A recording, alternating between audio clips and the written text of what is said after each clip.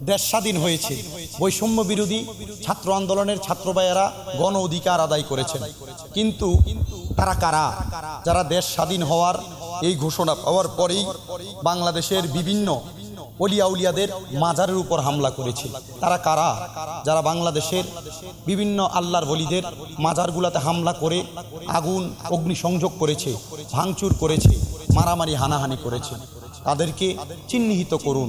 কেননা কারণ বাংলাদেশের জমিনে আমরা যারা মুসলমান দাবি করি, আমরা ইসলাম পেয়েছি পীর আউলিয়া কেরামের মাধ্যমে। আমি খবর পেয়েছি বাংলাদেশের নরসিংদী জেলার পলাশ থানাধীন পারুলিয়া দরগা মাজারটি ভেঙে ফেলা হয়েছে, অগ্নিসংযোগ করা হয়েছে।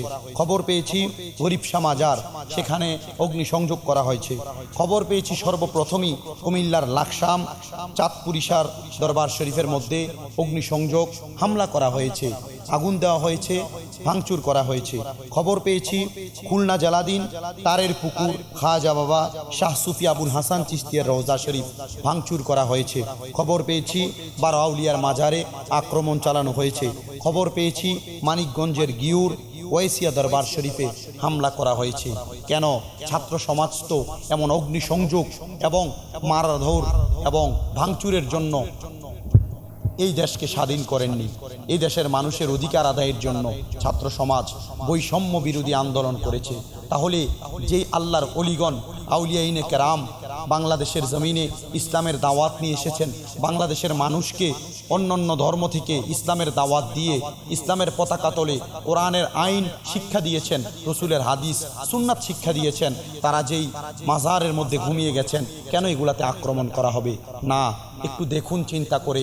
আউলিয়া কেরামদের ব্যাপারে আল্লাহ তাআলা পবিত্র হাদিস শরীফ এবং আল্লাহর কোরআনুল কারীমের মাধ্যমে অনেক কিছু জানান করে দিয়েছেন। আল্লাহ কি বলেন নাই যে মান আদ আলী ওয়ালিয়ান ফাকাদ আযামতুহু বিল হারব, যে দুনিয়ার জমিনে কেউ যদি আল্লাহর কোনো বন্ধুদের সাথে দুশমনি করে তা আল্লাহ তাদের সাথে যুদ্ধের ঘোষণা দেয়। এই জন্য আপনারা যারা আল্লাহর ওলিদের মাজারের মধ্যে আক্রমণ করছেন সাবধানতা অবলম্বন করুন, কারণ আল্লাহর সাথে যুদ্ধ করার মতো ক্ষমতা আপনাদের নেই। তাহলে তা আপনারা কেন মাজারের মধ্যে আক্রমণ করছেন? তবে হ্যাঁ, এতটুক মনে রাখবেন, মাজারের মধ্যে আক্রমণ করে বাংলাদেশের মাজারপন্থী যারা আউলিয়া কেরামকে যারা ভালোবাসেন তাদেরকে দাবায় রাখা যাবে না।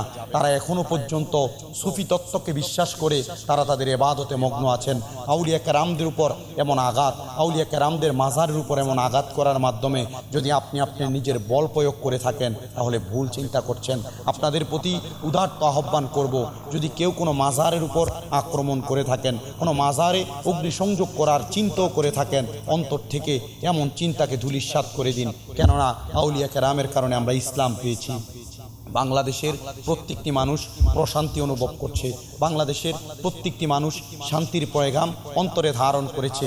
কিন্তু এই শান্তির পয়গাম অন্তরে ধারণ করে পরাধীন মানুষগুলা স্বাধীন হওয়ার পর এই স্বাধীন বাংলাদেশের জমিনে আউলিয়া কেরামের মাজারে যারা হামলা করছেন, আপনারা একটু চিন্তা করুন, স্বয়ং আল্লাহ তাআলাকে ভয় করুন। কেননা এই আউলিয়া কেরামের ভালোবাসা মোহাব্বত অন্তরে ধারণ করে অনেক মানুষ আল্লাহ তাআলার ইবাদত করে থাকেন। এই আউলিয়া কেরামের মাধ্যমে অনেকে আল্লাহ চিনেছেন, রসুল চিনেছেন, কোরআন চিনেছেন, কোরআন বুঝেছেন। এজন্য সবার প্রতি আহ্বান থাকবে, আল্লাহর ওলি যারা আউলিয়া কেরামের মাজারগুলোকে না ভেঙ্গে এখানে যদি কোনো শিরিক বিদআত থাকে সেগুলোকে সংস্কার করার চেষ্টা করুন।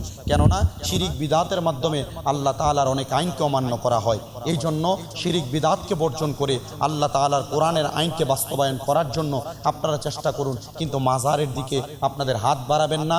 অগ্নিসংযোগ যদি কেউ করার চিন্তাও করে থাকেন, এই চিন্তা অন্তর থেকে ধূলিসাৎ করুন এবং অন্তরের মধ্যে এতটুকু ধারণ করুন, আউলিয়া কেরামের মাজারকে রক্ষা করে এই মাজারের মধ্যে মানুষকে কোরআন শিক্ষা এবং রসুলের হাদিস শিক্ষা গ্রহণ করার একটি কেন্দ্র হিসেবে গড়ে তুলুন। আল্লাহ তাআলা আমাদেরকে সে তৌফিক দান করুন।